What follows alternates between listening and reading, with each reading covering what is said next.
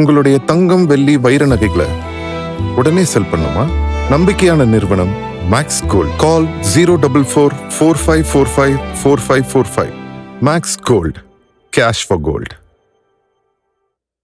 கூட்டுக்களவாணிகளே, கூட்டுக்களவாணிகள் அப்படின்ற ஒரு வார்த்தையை சிஎம் விஜய் கரூரில் பேசினார். அது பெரிய சர்ச்சையாயிடுச்சு. அந்த சர்ச்சையை ரெண்டு பக்கத்துலேருந்து உருவாக்குனவங்க திமுகவும் அதிமுகவும் கூட்டுக்களவாணிகள் எப்படி அடிப்படையில் சொல்கிறீங்க? ஒரு முதல்வருக்கான ஒரு நாகரிகமான ஒரு பேச்சாவே இல்லையே இது. இந்த ஸ்பீச் அது ஒரு நான்காம் தர நபர் மாதிரியே பேசியிருக்காரு முதல்வர் அப்படின்னு எடப்பாடி பழனிசாமி அவர்கள் கொந்தளிச்சு போயிருந்தார். கொந்தளிச்சு அவர் பேசியிருந்தார். அப்புறம் திமுக தரப்பில் நிறைய பேர்லாம் பேசினாங்க. கூட்டுக்களவாணின்னு எப்படிங்க நீங்கள் சொல்கிறீங்க அப்படின்னு. நீங்கள் முரசொலியில் வந்திருக்கிற அந்த கட்டுரை, முரசொலி நாளேடில், திமுகவின் அதிகாரப்பூர்வமான அந்த நாளேட்டில் காட்டமான ஒரு பெரிய, அது முழுக்க நம்மளால் சொல்ல முடியாது அப்படின்னா, ஒட்டுமொத்தமாக எங்களை நீங்கள் கூட்டுக்களவாணின்னு சொல்கிறீங்க இல்லைங்களா? நீங்கள் யார் தெரியுங்களா? கண்ணங்கோல் வைப்பாங்க. இந்த கண்ணங்கோல் வைக்கிறது அப்படின்னா என்னன்னு தெரியுங்களா? வீடுகளில் எங்கேயாவது மதில் சவத்தில் திருட போனால் திருடர்கள் என்ன பண்ணுவாங்க, ஒரு சின்னதாக ஒரு கம்பி மாதிரி இருக்கும், அதை குத்தி அதில் ஓட்ட போட்டு அது வழியாக போய் திருடிட்டு வருவாங்க. படங்கள்லாம் பார்த்துருப்பீங்க. சத்தம் வராமல் இருக்கும் அப்படின்னு அதுக்கான காரணம்லாம் சொல்லுவாங்க. அது ரொம்ப பிரபலமான ஒரு வார்த்தை, அது கண்ணங்கோல் வைக்கிறது அப்படின்னு. அப்படி எங்களை போய் கூட்டுக்களவாணின்னு சொல்கிறீங்க நீங்கள். ஆனால் நீங்கள் கண்ணங்கோல் வைக்கிறவங்க. அது எப்படின்னா, அதிமுக கட்சியில் போய் கண்ணங்கோல் வச்சு அங்கேருந்து ஒவ்வொரு எம்எல்ஏக்களாக திருடிக்கிட்டு வந்துட்டீங்க நீங்கள் அப்படின்னு. இதில் எதையாவது லாஜிக் இருக்குதா? இதையே தான் திரும்ப திரும்ப சொல்லிக்கிட்டே இருக்கிறாங்க. இதில் என்னன்னா, திமுகவுக்கும் அதிமுகவுக்குமான மிகப்பெரிய வைத்தறிச்சல். விஜய் கூட்டுக்களவாணின்னு சொன்னதில் அவங்களுக்கு இதுவாகலை. விஜய் கரூரில் பேசின அந்த பாடி லாங்குவேஜை பற்றிலாம் ஒன்றும் எரிச்சல் இல்லை. இந்த அரசு ஒரு மைனாரிட்டி அரசு. இந்த அரசுக்குள் இருக்கிற இந்த கூட்டணி கட்சிகள், திமுக தொடர்ச்சியாக சொல்லிட்டு இருக்குல்ல, எங்க கூட்டணியிலிருந்து வென்றவர்கள் தான் உங்களுக்கு ஆதரவு கொடுத்துருக்காங்க. அப்போ திமுக இந்த அரசுக்கான ஒரு வெற்றிக்கான, இந்த அரசு நிலைத்து இருக்கிறதுக்கு திமுக ஒரு காரணம் அப்படின்னு தான் அவங்க திரும்ப திரும்ப சொல்லிட்டு இருக்காங்க. நாங்கள் தான் விசிக கூட இருந்தவங்க, 2 கம்யூனிஸ்டுகள், இந்திய முஸ்லீம் லீக், காங்கிரஸ், மதிமுக, இதெல்லாம் எங்க கூட இருந்தவங்க. எங்க கூட்டணியை வச்சுதான் அவங்களுக்கு இண்டிவிஜுவலா ஓட்டு போடல யாரும். உதயசூரியன் திமுகன்ற அந்த பிராண்டு, அதுக்காக வாக்களித்தவர்கள் தான். அவங்கள தான் நீங்க கூட்டம் போயிட்டீங்க. அவங்கள வச்சுதான் நீங்க ஆட்சி அமைச்சிட்டு இருக்கீங்க அப்படின்ற பொழுது இது மைனாரிட்டி கவர்மெண்ட் அப்படின்னு அவங்க சொல்லிட்டு இருக்காங்க. ஏன்னா 1,72,00,000 பேர் வாக்களிச்சிருக்காங்க அப்படின் போது மைனாரிட்டி கவர்மெண்ட். ஏன்னா எண்ணிக்கையில் ரைட்டு 107 எம்எல்ஏக்கள் இருக்காங்க, ஆதரவு கொடுத்துருக்காங்க. அமைச்சர்கள் ஆதரவு, வெளியிலிருந்து 2 கம்யூனிஸ்டுகள் ஆதரவு. அதெல்லாம் மீறி தொடர்ச்சியாக அதிமுகவிலிருந்து அப்படியே கொத்து கொத்தா வெளியே வராங்களே. இது நல்லா பார்த்துங்க, வெளியே வராங்க. இவங்க என்ன சொல்றாங்க, நீங்க எடுத்து போய் அந்த ஆபீஸ், அதிமுக ஆபீஸ்ல சோத்துல வச்சு கண்ணங்கோல் வச்சு தொலை போட்டு அங்க இருக்கிற ஒவ்வொரு எம்எல்ஏக்கெல்லாம் நீங்க தூக்கின்னு வரீங்க அப்படின்னா இதுல எந்த விதத்துல லாஜிக் இருக்குது? ஏன்னா அவங்க என்ன அரசியலுக்கு புதுசானவங்களா? இப்போ நீங்க தாவேகா மாதிரி அவங்க என்ன அரசியல் புதுசானவங்களா? இப்போதான் அரசியலுக்குள்ள அவங்க பாலபடம் கத்துக்கிறாங்களா? அல்லது அவங்க தாவேகாவுக்குள்ள நம்மளை தூக்கின்னு போறாங்க, நம்ம சத்தமே போடக்கூடாது, ஒருவேளை அவங்களை தூக்கின்னு போற சத்தமே போடக்கூடாது, கம்ம போய் அங்கே நாங்கள் ஐக்கியமாயிடணும் அப்படின்றாங்களா? அதெல்லாம் ஒன்றும் கிடையாதுங்க. விருப்பப்பட்டே வருகிறார்கள் அவர்கள். அதற்கு மிக முக்கிய காரணம் எடப்பாடி பழனிசாமி அவர்கள் மீது உள்ள ஒரு கசப்பு. ஏன்னா 10 வருடங்களுக்கு மேலே ஆகுது, ஒரு வெற்றியும் இல்லை இந்த கட்சியில். அவர்கிட்ட ஒரு கரிஷ்மாவே இல்லை, ஒரு என்ன சொல்றது, ஒரு ஆளுமே இல்லை. அவங்க சொல்றது தான், நான் சொல்ல, அவங்க சொல்றது. ஆனால் ஒரு நடிகர் நீங்க சொல்றீங்க, பவுடர் பூசணும்னு சொன்னீங்க, பால்வாடின்னு சொன்னீங்க, கட்சி ஆரம்பிச்சு 2 வருஷம் தான், அவர் ஜெயிக்கவே மாட்டாரு, அதாவது திருச்சி கிழக்குலையும் பெரம்பூர்லையுமே அவர் ஜெயிக்க மாட்டாருன்னு முடிவு பண்ண அந்த நபர் ஜெயிச்சிட்டாரு.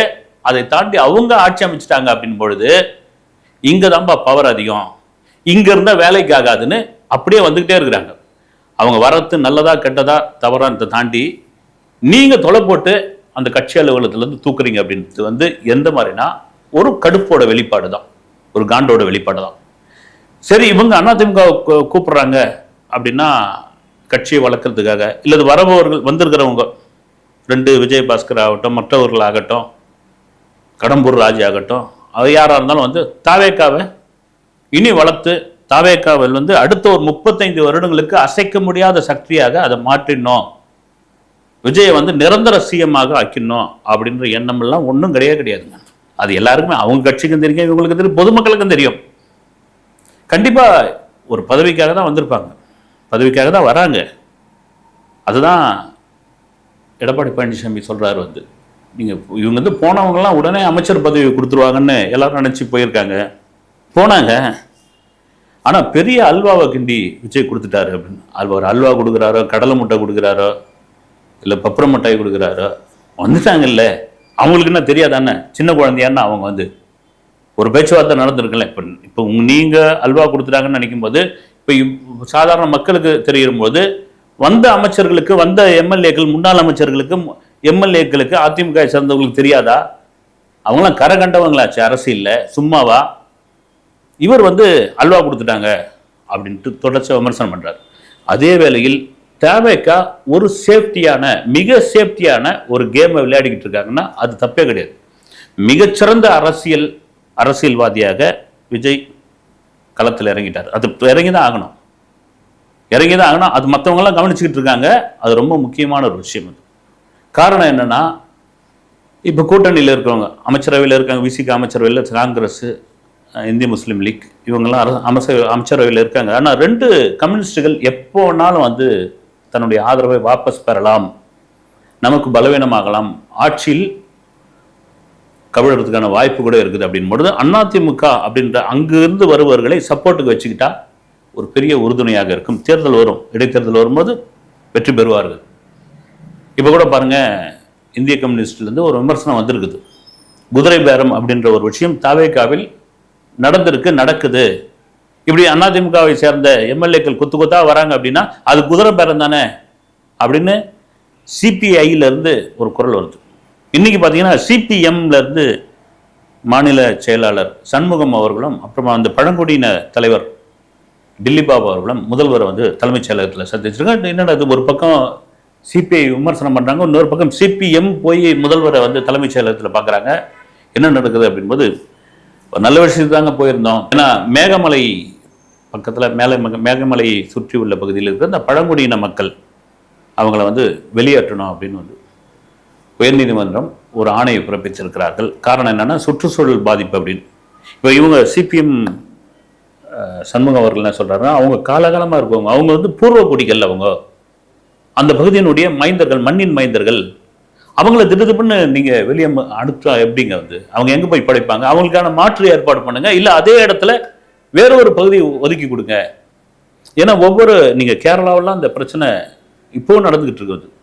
பழங்குடிய மக்களை வந்து சர்வசாதாரணமா நீங்க வெளியேற்றுறீங்க. அவங்க தாங்க அந்த அந்த அந்த மண்ணிலேயே வாழ்ந்தவங்க, அங்கேயே வாழ்ந்துகிட்டு இருக்கவங்க. அவங்களுக்கு வெளி உலகத்தோட ஒட்ட மாட்டாங்க. அவங்க ஒட்ட மாட்டாங்கன்னா அவங்களுக்கு தெரியாது, வெள்ளந்தியான மக்கள். இதுதான் அங்க சொல்லியிருக்காரு. கண்டிப்பா